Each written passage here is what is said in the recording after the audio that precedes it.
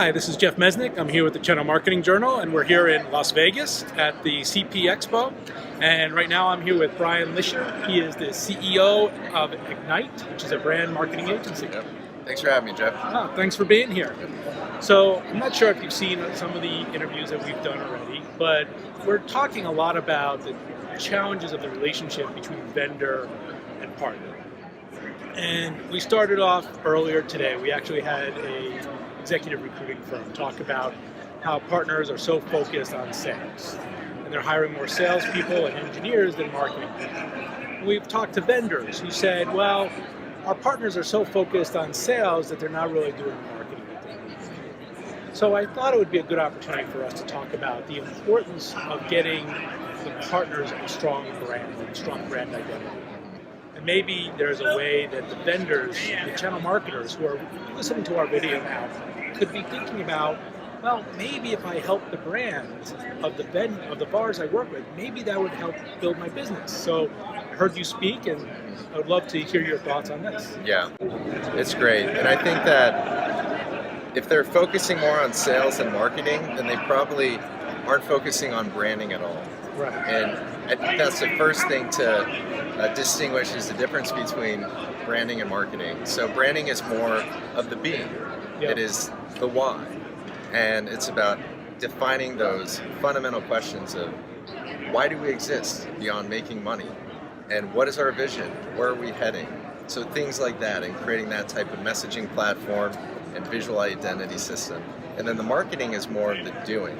Right. And it's more tactical. There certainly is plenty of strategy involved with marketing, but it's much more about getting that message out to the right people. And then that marketing is what's creating demand, which then creates leads for the salespeople. So that's really how that whole life cycle goes. Right. And so it would be advantageous for vendors to invest in helping their partners do branding and marketing, because it's going to make that entire ecosystem stronger.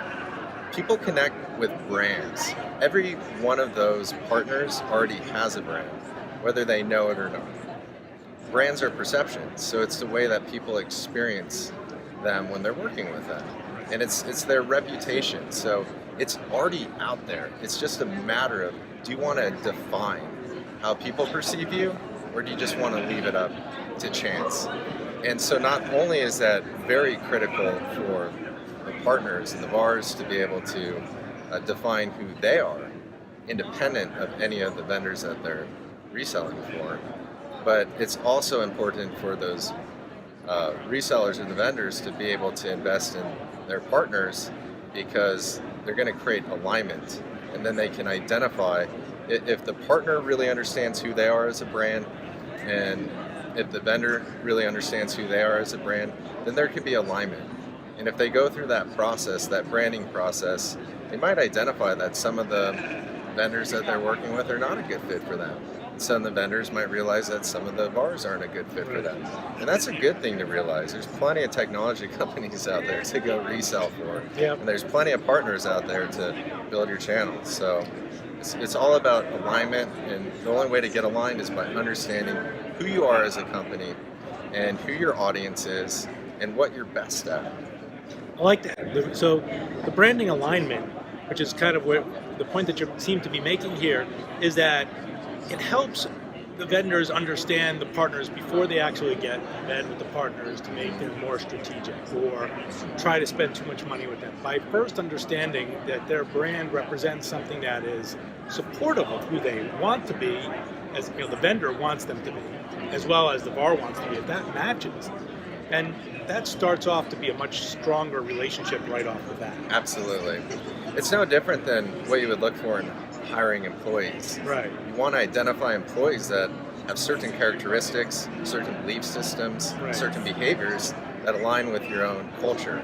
And when you can find employees that fit that culture, even if they aren't the smartest or the best at what they do, you could train them on things like that. But you can't train them on the culture fit. So it's no difference when you're looking for partners. So you want to have partners that represent the same type of culture of your own organization, because they're out there on the Right. front lines. And you don't want partners that are sending the wrong message and damaging your brand. Right. So, I mean, the great point here is that we could actually be, as a channel marketer, if we started to do a branding exercise at one of our partner events, for example. It could be here at the Channel Partner Conference, or it could be at my own partner event that I might be having if I'm Microsoft or Cisco. Then the partners will start to develop and understand their own brand. And it's already there, right? It is. That's one of the things you mentioned. The brand is there internally, it just may not be external. It's there externally as well, because people are having experiences with these companies or with these individuals. And it's those experiences that are forming their perceptions, the way that they view who these partners are. And if you're someone like Cisco, for example, you don't want to have a bunch of partners that are sending the wrong message, that don't align with your own values and your own culture. And because then people are going to have a negative perception of Cisco indirectly. And so that's one of the challenges with this industry and the channels. There's so many different layers of brands that all need to come into alignment. So you have Cisco and their brand, they have their internal brand, which is all their employees, their culture. They have their external brand, which is their image, their identity, and just all the customer experiences as a whole. And then you have all these partners, and they have their internal and external brands. So there's actually a lot of alignment that needs to happen. And again, it would be advantageous for these larger tech companies to really invest into the channel and into their partners and helping them define their brand and marketing.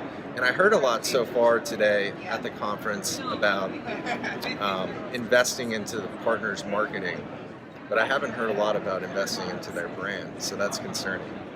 Yeah, well, it seems to me that marketing, like you said, it's kind of like the Band-Aid fix. It helps drive the sales opportunity for the short term, but the brand is what builds the trust. Yeah, one of the benefits of branding or having a strong brand is it actually lowers your marketing costs. Because you have this laser-like focus on the specific types of companies that you want to go after. So if you're running digital advertising campaigns on LinkedIn, let's say, you could focus in on a very specific type of company, a certain size, a certain type of role within that company if you really know who that is. And you're actually spending a lot less on marketing instead of the old spray and pray type of mentality. Let's just get it out to everyone and hope something sticks. And so it lowers your marketing costs, and it also enables you to close deals more easily. So because people now identify you with a specific solution and problem and opportunity that you can solve, and the trust of the brand. Yeah, and I mentioned in my talk today is that any salesperson will tell you that it's just easier to sell a well-defined brand. So this has been great. I really appreciate the time, Brian. I think the lesson that we can take away from this is, there's many different places that a channel marketing team can really help to support their VARs, and the brand is one of them.